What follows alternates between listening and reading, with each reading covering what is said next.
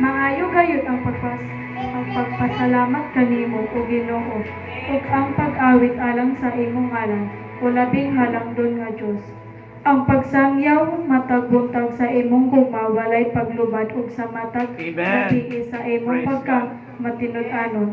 Right. Dinuyugan sa huni sa mga tulunggon nga kinuwerdasan ug sa tugtog sa alpa.